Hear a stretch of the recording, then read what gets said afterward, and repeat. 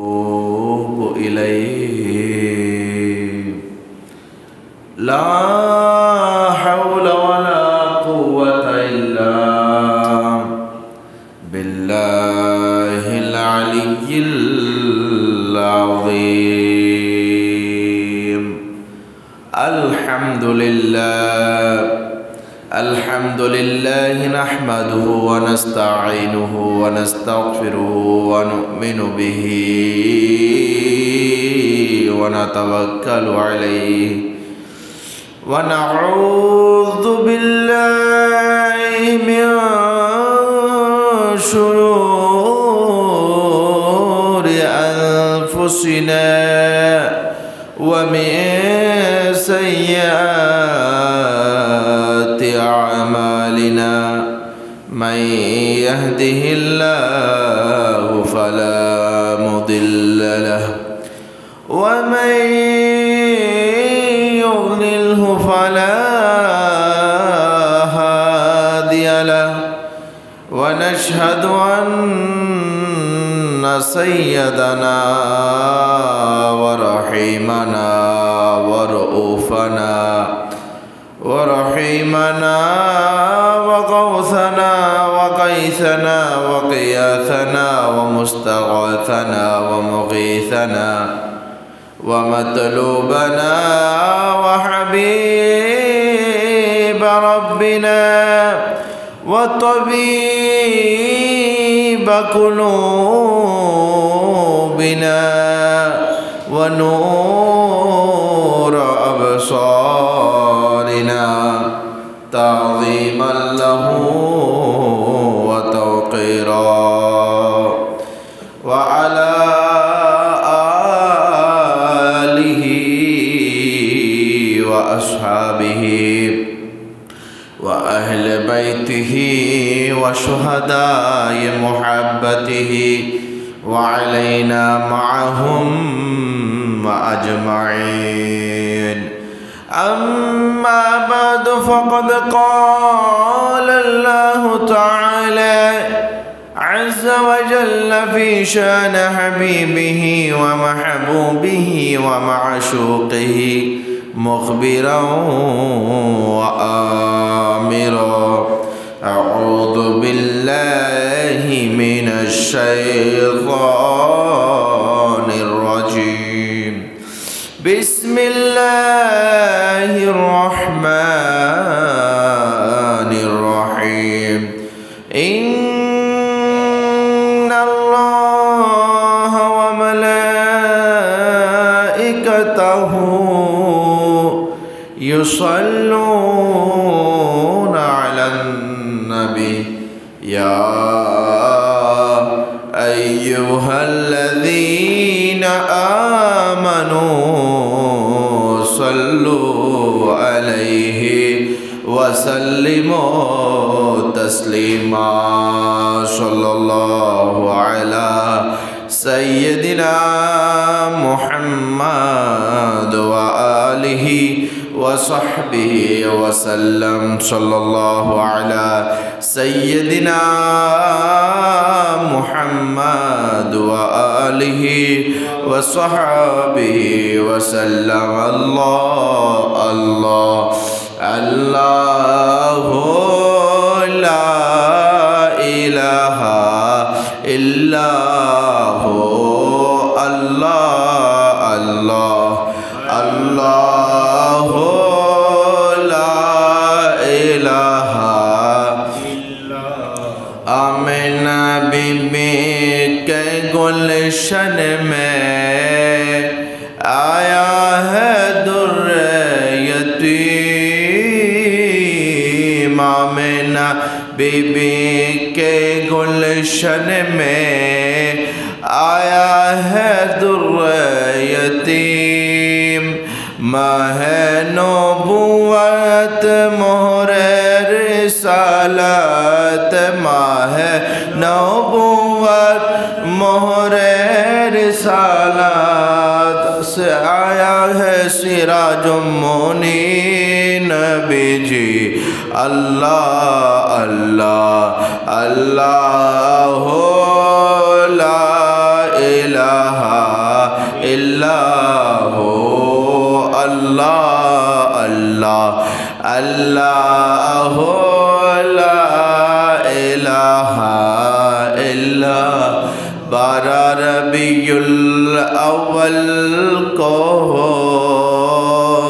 آیا ہے در یتیم پڑھتے ہیں صلی علیہ وسلم پڑھتے ہیں صلی علیہ وسلم آج درود و نبی جی اللہ اللہ اللہ لا الہ الا ہو اللہ اللہ اللہ لا الہ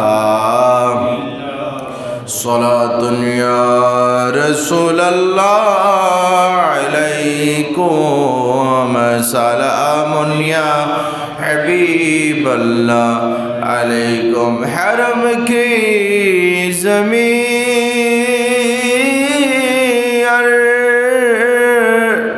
قدم رکھ کے چلنا ارے سر کا موقع ہے وہ جانے والے صلاۃ یا رسول اللہ علیکم سلام یا چمک تجھ سے پاتے ہیں سب پانے والے میرا دل بھی چمکا دے چمکانے والے صلاۃ یا رسول اللہ علیکم سلام یا تو زندہ ہے واللہ تو زندہ ہے واللہ میرے چشم عالم ہے صبح جانے والے صلاۃ یا رسول اللہ علیکم سلام یا حبیب بلا لو پھر مجھے اے شاہ بحر و بر مدینے میں بھلا لو پر مجھے اے شاہ بحر و بر مدینے میں پھر روتا ہوا آؤں تیرے در پر مدینے میں مدینے جانے والوں جاؤ جاؤ فی امان اللہ مدینے جانے والوں جاؤ جاؤ فی امان اللہ کبھی تو اپنا بھی لگ جائے گا بستر مدینے میں بولا لو پھر مجھے اے شاہ بحر و بر مدینے نہ دولت دے نہ ثروت دے مجھے بس اے سعادت دے نہ دولت دے نہ ثروت دے مجھے بس یہ سعادت دے تیرے قدموں میں مر جا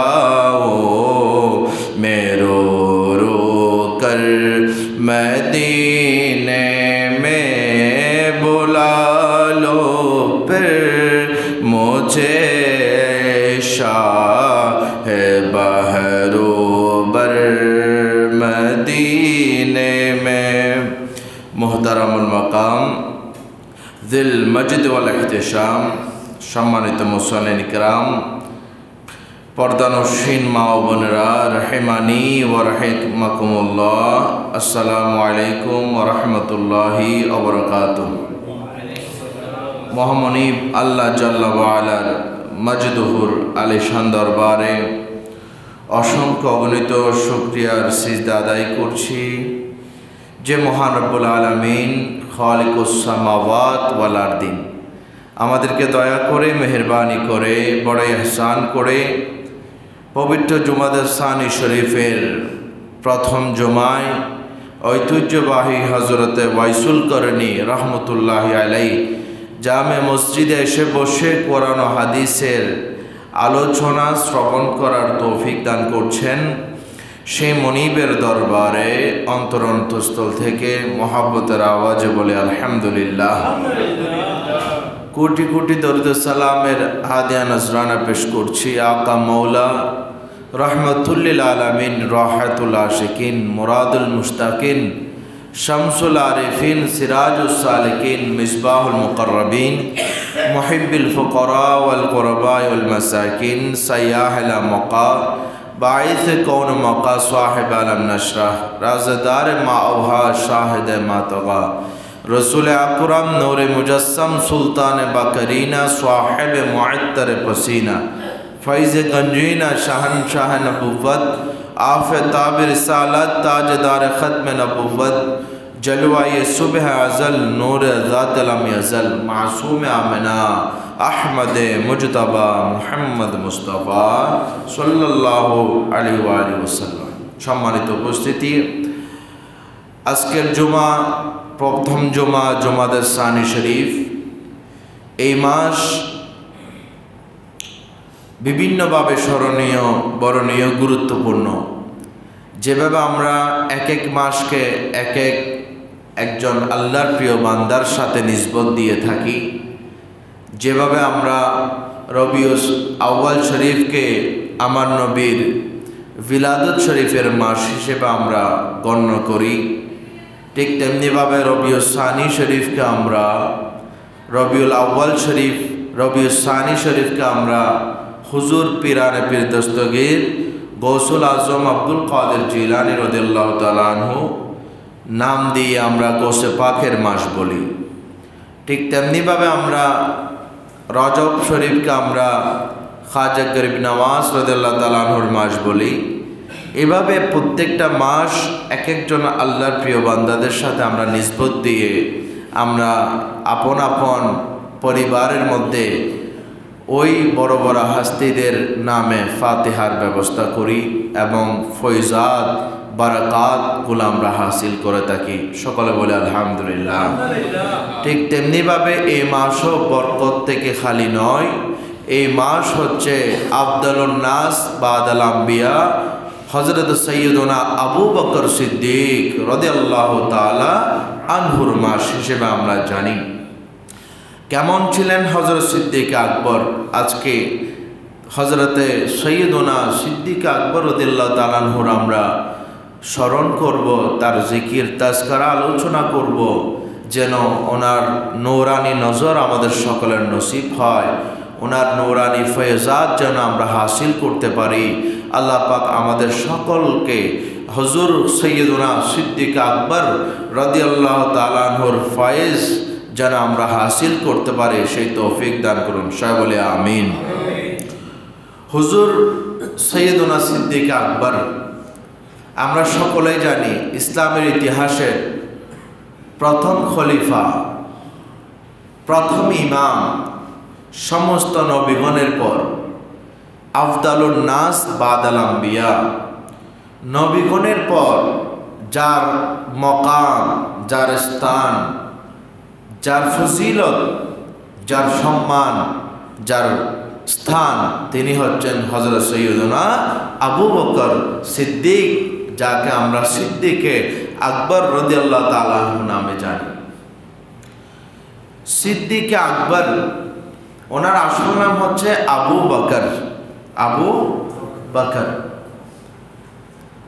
আর আমরা হুজুরের কিছু উপাধি রয়েছে, যেমন আমরা হুজুরকে সিদ্দিক আকবর বলি এবং আরেকটা রয়েছে আতিক। দুইটা হুজুরের উপাধি রয়েছে, একটা হচ্ছে আতিক। আতিক শব্দের অর্থ হলো জাহান্নাম থেকে মুক্ত। আতিকুন আনিন নার, জাহান্নাম থেকে মুক্ত। যেহেতু আল্লাহর প্যারা মাহবুব নবী হযরত সৈয়দুনা সিদ্দিক আকবর রাদিয়াল্লাহু তাআলা আনহুকে বলে দিয়েছেন যে আবু বকর ওয়া উমর সাইয়্যিদা কুহুলি আহলিল জান্নাহ, জান্নাতের পুরুষদের মধ্যে যিনি মুরব্বী পুরুষদের মধ্যে সর্দার যিনি হবেন তিনি হবেন সিদ্দিক আকবর। সুবহানাল্লাহ। এবং বিভিন্ন সময়ে দান দিয়ে, সম্মান দিয়ে, নিজের মাল দিয়ে, জান দিয়ে, সমস্ত কিছুকে কুরবান দিয়ে আল্লাহ রসুলের রেজামন্দি হাসিল করার একজন জাত তিনি হচ্ছেন আবু বকর সিদ্দিক। এই কারণে হযরত সিদ্দিক আকবর রাদিয়াল্লাহু তাআলা আনহু আল্লাহর প্যারা মাহবুব নবী থেকে সাল্লাল্লাহু আলাইহি ওয়াসাল্লাম থেকে অসংখ্যবার জান্নাতের সার্টিফিকেট পেয়েছেন এবং বলা হয়েছে ইয়া সিদ্দিক ও আনতা আতিকুম ফিন্নার, হে সিদ্দিক তুমি জাহান্নাম থেকে মুক্ত। সুবহানাল্লাহ। এই জন্য আবু বকর সিদ্দিক রাদিয়াল্লাহু তাআলা আনহুকে আতিক বলা হয়। সিদ্দিক আকবর কেন বলা হয়? সিদ্দিকে আকবর মানে বড় সত্যবাদী। বলেন কি সত্যবাদী? বড় সত্যবাদী। সিদ্দিক আকবর কেন বলা হয়? বলে একটার একটা ওয়াকিয়া রয়েছে, একটা শানে নজুল, শানে উরুদ রয়েছে যে মেরাজ রজনীতে যখন আল্লাহর প্যারা মাহবুব দানায়ে গুয়ুব সরওয়ারে কায়নাত সাল্লাল্লাহু আলাইহি ওয়াসাল্লাম আল্লাহ পাক রব্বুল আলামিন তার প্যারা মাহবুব নবীকে দাওয়াত দিয়ে মেরাজে নিয়ে গেলেন। এটা ছিল খুবই অল্প সময়ে, রাতের সামান্য ভাগ, যেটা সূরা বনী ইসরাইলের মধ্যে আল্লাহ উল্লেখ করেন।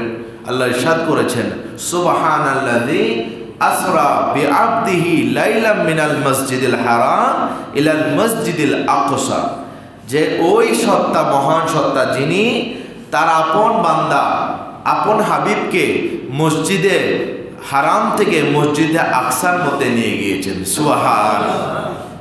সামান্য লাইলাম, এখানে বলছে সামান্য রাতের কিছু অংশে, 1 মাইল 1 মাসের দূরত্বের পথ মসজিদে হারাম থেকে মসজিদে আকসা। এই অল্প সময়ে রাতারাতি গিয়ে ওখান থেকে গেলেন আল্লাহর দিদারে, সপ্ত আসমানকে পাড়ি দিয়ে লামকানে আল্লাহর দিদারে ধন্য হয়ে জান্নাত জাহান্নাম এগুলোকে পরিদর্শন করার পরে আল্লাহর হাবিব রাতারাতি আবার আপন হুজরা শরীফের মধ্যে চলে আসলেন। সুবহানাল্লাহ। অল্প সময়ে সকালবেলা হয়ে গেল। সকালে হওয়ার পরে কাফের মুশরিক যারা কাফের ছিল, আল্লাহ রসুল ওই মসজিদের হারামের উঠানের মধ্যে সবাইকে একত্রিত করে বললেন যে আমি গত রাতে বাইতুল মাকদাস শরীফে গিয়েছি, এখান থেকে আমি লামকানে গিয়েছি, জান্নাত দেখেছি, জাহান্নাম দেখেছি, আল্লাহর দিদার হয়েছে। এখন আবু জাহেল, উতবা, সাইবা খুব জোরে হাসাহাসি করা শুরু করে দিল। এমনকি অসংখ্য সাহাবায়ে কেরাম সন্দিহানের মধ্যে পড়ে গেল। আল্লাহর হাবিব কি বলছেন আজকে? আল্লাহর হাবিব কি বলছেন? রাতারাতি 1 মাসের দূরত্বের পথে কিভাবে চলে গেলেন? কিভাবে সম্ভব?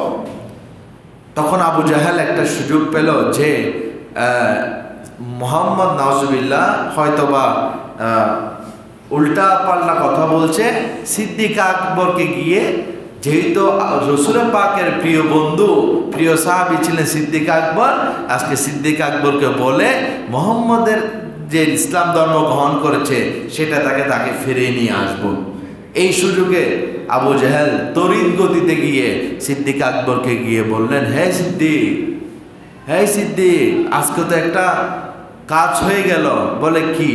বলে তোমার নবী নাকি রাতারাতি বাইতুল মাকদাস শরীফে চলে গেল। এগুলো কি সম্ভব? তুমি বলো সিদ্দিক।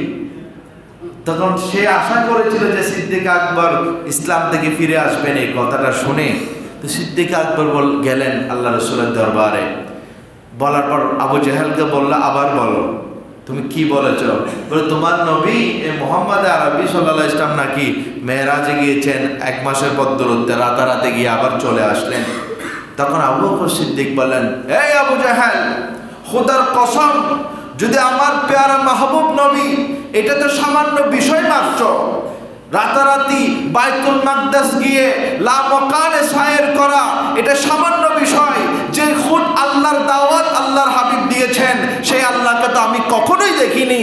আল্লাহর কথা না, আল্লাহকে না দেখে আল্লাহর হাবিবের জবান আকদাস থেকে এই কথা শোনার সাথে সাথে আমি আল্লাহর হাবিবের উপর ঈমান এনেছি। সুবহানাল্লাহ। সুতরাং মেরাজে গিয়ে রাতারাতি অল্প সময়ে ওই দরবার ওখান থেকে চলে আসা এটা মোটেও অসম্ভব নয়। আল্লাহর হাবিবের পক্ষ থেকে এটা সম্ভব। সুবহানাল্লাহ। এই কথা শুনে আবু জাহেলের মুখ বাংলার 5 হয়ে গেল, চেহারা মলিন হয়ে গেল। কিরে, কিসের জন্য আল্লাহ কি হয়ে গেল? কিসের জন্য আল্লাহ কি হয়ে গেল? তারপর আল্লাহর হাবিব বললেন, ইয়া সিদ্দিক, ইয়া সিদ্দিক, তুমি আজকে থেকে আবু বকর নও, তুমি আজকে থেকে তোমার লকব আমি নবী দিয়ে দিলাম সিদ্দিকে আকবর, বড় সত্যবাদী। সুবহানাল্লাহ। বড় সত্যবাদী। এই জন্য কিয়ামত পর্যন্ত দুনিয়ার মানুষ আশিকে রাসূলরা আবু বকরকে সিদ্দিক আকবর, প্রথম খলিফা, অদ্বিতীয় খলিফা, অদ্বিতীয় নবীর অদ্বিতীয় খলিফা হযরত সাইয়্যিদুনা সিদ্দিক আকবর রাদিয়াল্লাহু তাআলা। তাকে জানার বুঝার অনেক বিষয় রয়েছে। আমরা ঈমান কার থেকে শিখব? সাহাবী থেকে। সিদ্দিক আকবরের ঈমান যদি জীবনকে নিয়ে আপনি পড়াশোনা করেন, আপনার ঈমান, আপনি আশিকে রাসূল হতে আপনার আর সময় বেশি লাগবে না। যদি আবু বকর সিদ্দিক, হযরত সাইয়্যিদুনা সিদ্দিক আকবরের জীবনীকে একটু ফলো করেন, এমন আশিকে রাসূল, যখনই আল্লাহ রসুলের নামে জান দেওয়ার কথা আসছে, সিদ্দিক আকবর লাব্বাইক ইয়া রাসূলুল্লাহ। যখনই মাল দেওয়ার কথা আসছে, সিদ্দিক আকবর লাব্বাইক ইয়া রাসূলুল্লাহ। যখনই সফর করার কথা আসছে, সিদ্দিক আকবর লাব্বাইক ইয়া রাসূলুল্লাহ। যখনই নিজের জান মাল কুরবান সময় ত্যাগ করার কথা আসছে, সর্বাপেক্ষা সর্ব আগে হযরত আবু বকর সিদ্দিক। সুবহানাল্লাহ। যিনি ছোটবেলায় তখন ইসলাম ধর্ম কবুল করেন নাই, ওই সময়ও যখন তার পিতা নিয়ে গেলেন মূর্তি পূজা করানোর জন্য, কাবা গৃহের মধ্যে নিয়ে গেলেন যে সন্তানকে শিখাবে কিভাবে মূর্তি পূজা করা হয়, হযরত আবু বকর সিদ্দিক রাদিয়াল্লাহু তাআলা বাবার সাথে গেলেন। যাওয়ার পরে তখন বাবা বলতেছেন, দোয়া করতেছেন, সিজদা দিচ্ছেন মূর্তি বরাবর। ছেলেকে বলেন, দাও, সিজদা দাও, এটা আমাদের প্রভু, সিজদা দাও। তখন সিদ্দিক আকবর বললেন, আমার কিছু প্রশ্ন আছে আব্বাজান, আমি ওনার থেকে কিছু প্রশ্ন করব, তিনি যদি জবাব দেন আমি তাকে সিজদা করব। বলে, আবার কি প্রশ্ন? বলে, তার জন্য যে খাবার রাখলেন ওনাকে খাবারগুলো খেতে বলেন, যে খাবারগুলো রাখলেন ওনার সামনে খাবারগুলো খেতে বলেন। আমার টাকা নাই, সম্পদ নাই, আমাকে সম্পদ দিতে বলেন। আমার খাবার নাই, আমার খাবারের ব্যবস্থা করতে বলেন। আমার কাপড় নাই, কাপড়ের ব্যবস্থা করতে বলেন। তখন বাবা তো জানে এটা মাটি ছাড়া কিছুই নাই, বাবাও জানে এটার মধ্যে কিছুই নাই। বাবার রাগ তেলে বেগুনে জল উঠলেন, নেই এত বেশি কষ্ট করবা না, যেটা বলছি সেটা করো। বলে, যে নিজের উপকার নিজে করতে পারে না, এই মূর্তি একটা মাটির জিনিস, সেটাকে আমি কিভাবে সিজদা করব? সেই জন্য পাশে থেকে একটা লাঠি নিয়ে মারছে মূর্তি বরাবর, মূর্তি ভেঙে চুরমার। বলে, দেখেন আব্বা, এই নিজেকে নিজে রক্ষা করতে পারলো না, আপনাকে কিভাবে রক্ষা করবে? তখন বাবা সিদ্দিক আকবর রাদিয়াল্লাহু তাআলা একটা চোয়ার মারলেন। হ্যাঁ, কেন বেয়াদবি করছো? তাড়াতাড়ি নিয়ে মায়ের কাছে নিয়ে গেলেন। তোমার ছেলে আজকে কাবা গৃহের মূর্তির গায়ে হাত দিয়েছে, কেমন ছেলে? তখন মা বললেন, ওনার গায়ে হাত দিয়েন না। এই আবু বকর আমার ছেলে যখন সে পেটে ছিল, যখন আমি কাবা গিয়ে ইবাদত করতে যেতাম, আমাকে ঝুঁকতে দিত না। সুবহানাল্লাহ। যখনই আমি ঝুঁকার চেষ্টা করতাম, সে পেট থেকে আমাকে এমন ব্যথা শুরু হয়ে যেত, আমার থেকে ঘরে আসা বাধ্য হয়ে যেতাম। সুবহানাল্লাহ। এমন একজন সিদ্দিক আকবর, কখনো মূর্তি পূজা করেন নাই, কখনো মদ। সিদ্দিক আকবরের জবান, তখন তো প্রাথমিক যুগে মদ হালাল ছিল, ওই সময়ও সিদ্দিক আকবর রাদিয়াল্লাহু তাআলা কখনোই মদ স্পর্শ করেনি। ইবাদতের মধ্যে হযরত সিদ্দিক আকবর এগিয়ে। কেমন ইবাদত? হাদিস শরীফের মধ্যে আল্লাহ রাসূল ইরশাদ করেন, হযরত সাইয়্যিদুনা আবু হুরায়রা রাদিয়াল্লাহু তাআলা আনহু থেকে বর্ণিত, যে রাসূল করিম সাল্লাল্লাহু আলাইহি ওয়াসাল্লাম ইরশাদ করেন, মান আনফাকা যাওজাইনি ফি সাবিলিল্লাহ নুদিয়া ফিল জান্নাহ ইয়া আব্দুল্লাহ হাদা খায়র। যে ব্যক্তি দুনিয়ার জমিনে জুড়াই জুড়াই বান্দাদেরকে, আল্লাহর বান্দাদেরকে দান করবে, আল্লাহর রাস্তায় দান করবে, বিভিন্ন মসজিদ মাদ্রাসায় দান করবে, বলে নুদিয়া ফিল জান্নাহ, তাকে জান্নাতের মধ্যে ডাকা হবে। কিভাবে? ইয়া আব্দুল্লাহ, হে আল্লাহর বান্দা, হাজা খায়র, তোমার আমল ভালো ছিল, তুমি জান্নাতে যাও। সুবহানাল্লাহ। আচ্ছা, তখন ফামান কানা মিন আহলিস সালাত, যে আল্লাহর বান্দা নামাজি, বিপদে সর্ব অবস্থায় যত মুশকিলাতে পড়ুক না কেন, শত ব্যস্ততা থাকুক না কেন, যে বান্দা আল্লাহ যখনই ডাক দিয়েছেন, মুয়াজ্জিন যখনই হাইয়া আলাস সালাহ বলেছেন, সমস্ত কার্যক্রম, দুনিয়াবি কার্যক্রম বন্ধ করে আল্লাহর ডাকে সাড়া দিয়ে আল্লাহর কদমে সিজদা দিতে মসজিদ পানে চলে আসে, ওই ধরনের নামাজি ব্যক্তিকে ডাকবে, হে ইয়া আইয়ুহাল মুসাল্লি, হে মুসাল্লি, দুইয়া মিন বাবিস সালাত, যাও, এখানে অনেক দরজা থাকবে জান্নাতে। একটার নাম থাকবে বাবুস সালাত, নামাজের দরজা, একটার নাম থাকবে বাবুস সিয়াম, রোজার দরজা, আরেকটা নাম থাকবে বাবুল হজ, হজের দরজা, আরেকটা থাকবে বাবুল সদকা, সদকার দরজা, আরেকটা থাকবে বাবুল জিহাদ, জিহাদের দরজা। অর্থাৎ যেই যে ভালো কাজ করেছে ওই দরজা দিয়ে তাকে ডাকা হবে। সুবহানাল্লাহ। যে ব্যক্তি নামাজি, বিপদ আপদে সর্বাবস্থা আল্লাহ নিজের নামাজকে ছাড়ে নেই, দুইয়া মিন বাবিস সালাহ, ওই দরজা, নামাজের দরজা থেকে তাকে ডাকবে, আসো, আপনার জন্য জান্নাত রেডি, আপনার জন্য জান্নাত রেডি।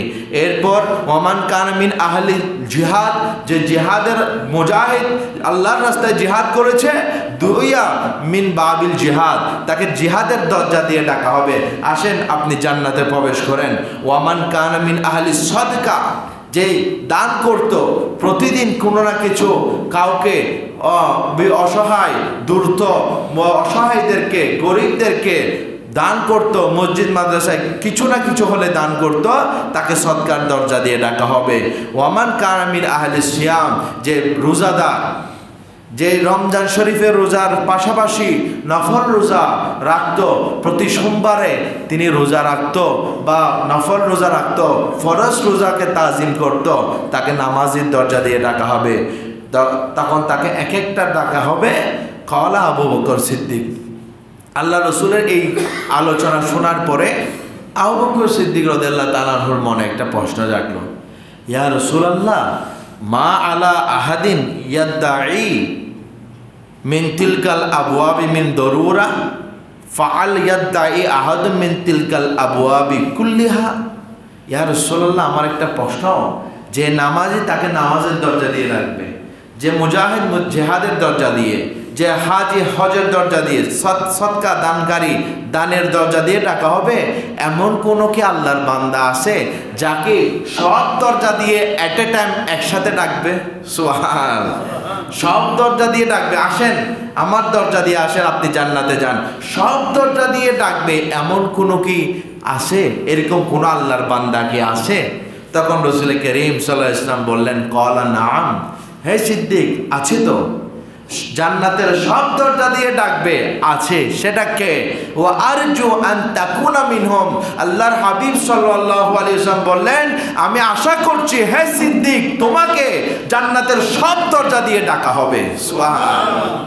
এক একজনকে এক এক দরজা দিয়ে ডাকা হবে, কিন্তু তুমি সিদ্দিক আকবর ইবাদতের মধ্যে এমন এগিয়ে আছো যে ইবাদতের কারণে তোমাকে সর্ব দরজা দিয়ে তোমাকে ডাকা হবে। সুবহানাল্লাহ, কেমন ইবাদত! একদিন আল্লাহর হাবিব সাল্লাল্লাহু আলাইহি ওয়াসাল্লাম নামাজ, ফজরের নামাজের পর ঘুরে বসলেন। বসার পর সাহাবায়ে কেরামকে বললেন, তোমাদের মধ্যে কে আছো আজকে জানাজার নামাজ পড়েছো?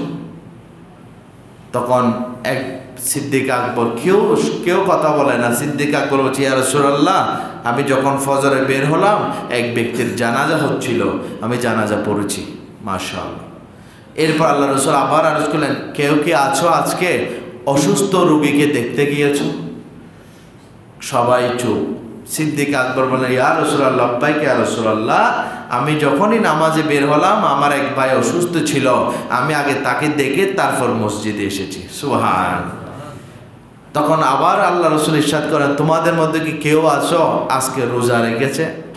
তখন সবাই চুপ। সিদ্দিক আকবর বলছে, লাব্বাইক ইয়া রাসূলুল্লাহ, আজকে ইয়া রাসূলুল্লাহ আমি রোজা রেখেছি। এই কথা শোনার পরে সমস্ত সাহাবায়ে কেরাম চুপ। আল্লাহ রাসূল খুশি হয়ে গেলেন।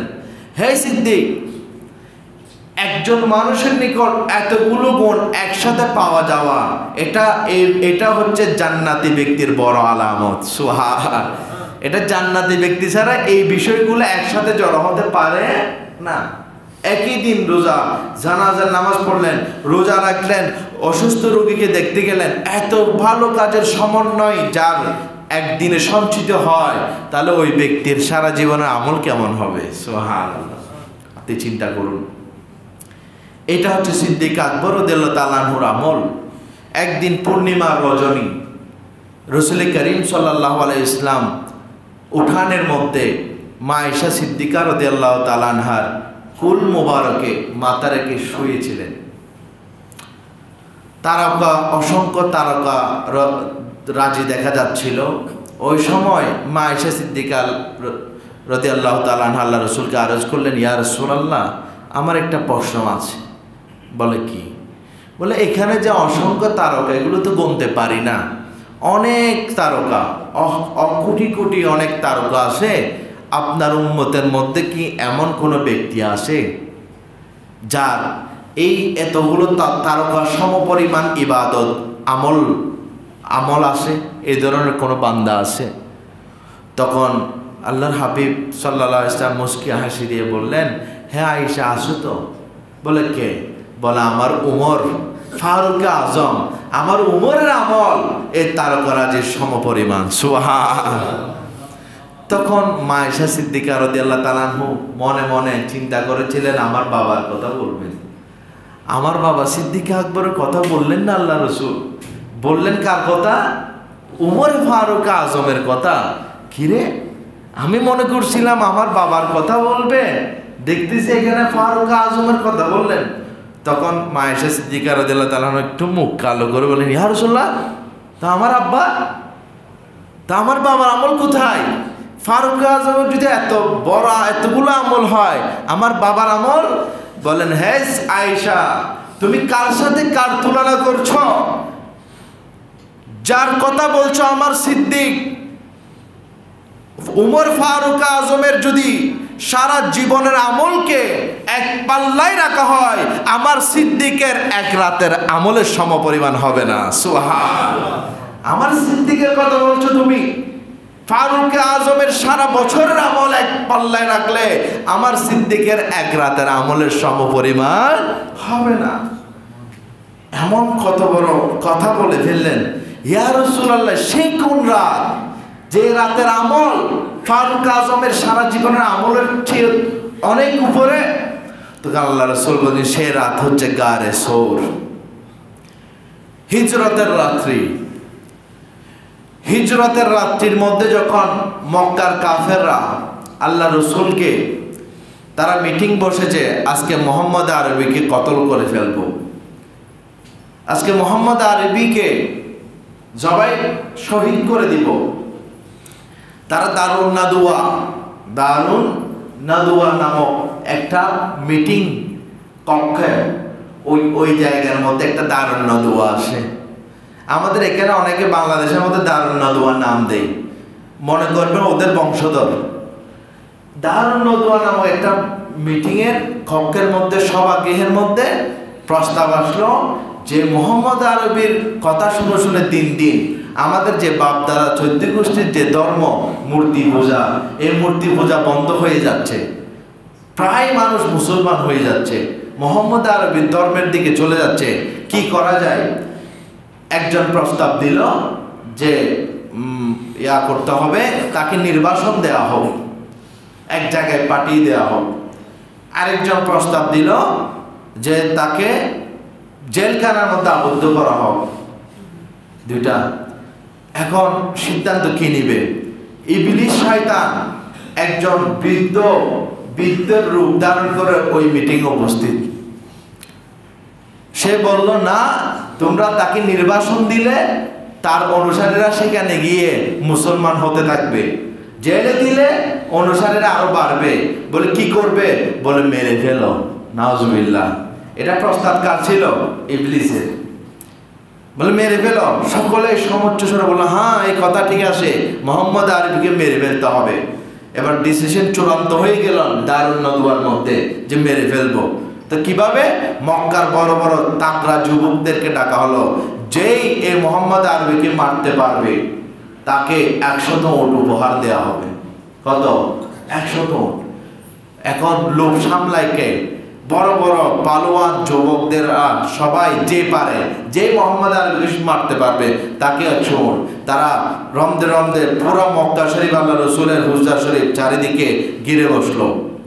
ঘিরে বসার পরে তারপর আল্লাহ রসুল সাল্লাল্লাহু আলাইহি ওয়াসাল্লাম মওলা আলী কারামাল্লাহু ওয়াজহুল কারীম কে বললেন, তুমি আমার এই বিছানায় শো, আর কালকে এই আমানতগুলো তারা কাফেররা আমাকে আমানত দিয়ে চলে গেল রাখতে, এগুলো তুমি রাখো, এগুলো দিয়ে ফেলবা। আগামীকাল আমি আল্লাহর হুকুম আসছে, হিজরতে যাইতে হবে। কোথায় যাইতে হবে? হিজরতে। তো কিভাবে বের হবে? চতুর্দিকে তো পুরা শত্রুরা ঘিরে বসেছে। বলে সমস্যা নাই, আল্লাহর হুকুম হয়েছে, আল্লাহই রক্ষা করবে। কোরআন বলছে আল্লাহু ইয়াসিমুকা মিনান নাস, যে আল্লাহ আপনাকে হেফাজত করবে। হেফাজতের দায়িত্ব আল্লাহর হাবিবকে হেফাজতের দায়িত্ব আল্লাহ নিয়েছেন। সুবহানাল্লাহ। তখন আল্লাহ রাসূল সাল্লাল্লাহু আলাইহি ওয়াসাল্লাম যখনই বের হলেন, কাফেররা একেবারেই বসে দেখে আছে কখন বের হয়। ওই সময় আল্লাহ রসুল আল্লাহর ওহী, আল্লাহর হুকুমে কিছু মাটি নিয়ে তাদের মুখের মধ্যে নিক্ষেপ করলো। সামান্য এক মুষ্টি মাটি শুধু আল্লাহ রসুলের ফেলা, নিক্ষেপ করার দেরি, ওই মাটিগুলো যত কাফের আছে প্রত্যেকের চোখে চোখে প্রবেশ করে দিয়েছে কে? আল্লাহ। সুবহানাল্লাহ। এরা চোখ বলতে বলতে আল্লাহ রাসূল সাল্লাল্লাহু আলাইহি ওয়াসাল্লাম তাদের সামনে দিয়ে চলে গেলেন সিদ্দিক আকবরের ঘরে। সিদ্দিক আকবরকে ডাক দিলেন, হ্যাঁ সিদ্দিক, আস্তে করে একেবারে। সিদ্দিক আকবর সামান্য আস্তে আওয়াজটা শুনে তাড়াতাড়ি দরজা খুলে বললেন, লব্বাইক ইয়া রাসূলুল্লাহ। ইয়া রাসূলুল্লাহ, গোলাম হাজির। কিরে সিদ্দিক, রাতের 3টা বাজছে, তুমি এখনো ঘুমাও নাই? বলে, ইয়া রাসূলুল্লাহ, ইয়া হাবিবাল্লাহ, আমার পিতামাতা আপনার কদমে কুরবান। যে 1 মাস আগে থেকে আপনি আমাকে বলেছিলেন, হ্যাঁ সিদ্দিক, আমার সাথে বের হতে হবে যে কোনো সময়, যে কোনো হিজরত, যে কোনো রাত্রিবেলা আমি ডাক দিলে আমার সাথে মদিনা পাকে আমার হিজরতের উদ্দেশ্যে রওনা দিব, তুমি প্রস্তুত থাকিও। সেই দিন থেকে এই সিদ্দিক আকবরের পিঠ আর বিছানার সাথে লাগে নাই। আপনি যখনই আমি কান লাগিয়ে থাকতাম দরজার, কখন আপনি ইয়া রাসূলুল্লাহ আমাকে ডাক দেন। এরপর সাথে সাথে সিদ্দিক আকবরকে নিয়ে রওনা দিলেন। দিতে দিতে দিতে মরুময় অনেক কাফেররা এবার খোঁজাখুঁজি শুরু করে দিল, কিভাবে মোহাম্মদ আরবি এবং ধরা যাবে, কিভাবে, না হলে তো 100 উট পাবে না। এভাবে হাঁটতে হাঁটতে দেখা যাচ্ছে তৎকালীন চিনার উপায়, মানে রাস্তা ধরার উপায় ছিল পায়ের ছাপ দেখে। তখন বড় বড় যারা সৈন্যরা ছিল তাদের অনেক জ্ঞান ছিল, তারা পায়ের ছাপ দেখে বুঝে যেত কোথায় কোথায় গিয়েছে। তখন সিদ্দিক আকবর প্রতিমধ্যে থামিয়ে গেলেন, ইয়া রাসূলুল্লাহ, আজকে তো আপনি আর আমি হাঁটতেছি, এই কাফেরদের যারা চালাক চতুর বুদ্ধিমান সৈন্য আসে, তারা তো এই ছাপ দেখে আমাদেরকে ধরে ফেলবে। কি করা যায়? বলে ইয়া রাসূলুল্লাহ, আমার একটা আরস, আপনি আমার কাঁধ মোবারক উঠে যান, আপনি আমার কাঁধ মোবারক উঠে যান, আপনার পায়ে চাপ তারা আর ধরতে পারবে না। আল্লাহ রসুলের ওই আরস সিদ্দিক আকবর কোলে নিলেন, আল্লাহর হাবিবকে কাঁধে নিয়ে কত কষ্ট করে, আল্লাহু আকবার, নিয়ে নিয়ে যেতে যেতে যেতে যখন রাত গভীর, কোথায় যাবে, চারিদিকে সৈন্যরা মানে খোঁজাখুঁজি শুরু করলো। ওই সময় পাশে একটা ছিল গারে সোর, সোর গুহা, সোর পর্বত। ইয়া রাসূলুল্লাহ, এরা তো চারিদিকে, এখন আমরা গেলে সামনে ধরে ফেলবে, ওইদিকেও সৈন্যরা আছে, আমরা কিছুক্ষণ বা এক রাত এখানে হলে সকাল সকাল আমরা বেরিয়ে যাব, এখন তো চারিদিকে। তো আল্লাহ রাসূল ঠিক আছে, আমরা ওই গুহাটা ছিল বেশি বড় নয়, ছোট, অর্থাৎ ওখানে কেউ ঢুকলে বাইরে থেকে দেখা যায় ওই ব্যক্তি খেকে আসে। আল্লাহ রাসূল ঢুকবে, ঢোকার আগে ঢুকতেছে, সিদ্দিক আকবর বলছে ইয়া রাসূলুল্লাহ, এখন ঢোকা যাবে না। বলে আসলে আমি আগে ঢুকবো। কিরে সিদ্দিক, যে কোনো জায়গায় তুমি আমাকে বলা ইয়া রাসূলুল্লাহ আপনি আগে যান, অমুক জায়গায় আপনি আগে যান, এমন জায়গায় আপনি আগে যান, আজকে ভিন্ন কেন? আজকে তুমি নিজেই বলছো তুমি আগে যাবে, কারণ কি? ইয়া রাসূলুল্লাহ, আমি একটা কারণে আপনাকে দিতে যাচ্ছি না, কারণ হলো যদি ওইখানের মধ্যে কোনো বিষধর সাপ থাকে, যদি আপনি ঢোকার সাথে সাথে আপনাকে আক্রমণ করে, আপনি ইন্তেকাল করলে পুরো জগৎ ইন্তেকাল হয়ে যাবে, আর আমি সিদ্দিক আগে গিয়ে যদি আমি মরে যাই, আমি শহীদ হয়ে যাই, তাহলে আমি একজনই সিদ্দিক আকবর শহীদ হব। সুবহানাল্লাহ। সুতরাং আপনি আগে যাবেন না, আগে আমি গিয়ে কেন দেখবো জায়গা ঠিক আছে কিনা, কোনো বিষধর প্রাণী আছে কিনা। তখন সিদ্দিক আকবর ঢুকলেন, প্রায় 70টারও উপর গর্ত, যেগুলো দিয়ে বিষধর সাপ আক্রমণ করার সুযোগ আছে। সিদ্দিক আকবর কিছু মাটি দিয়ে, কিছু কাঠ দিয়ে এভাবে বন্ধ করতে করতে করতে সব বন্ধ শেষ।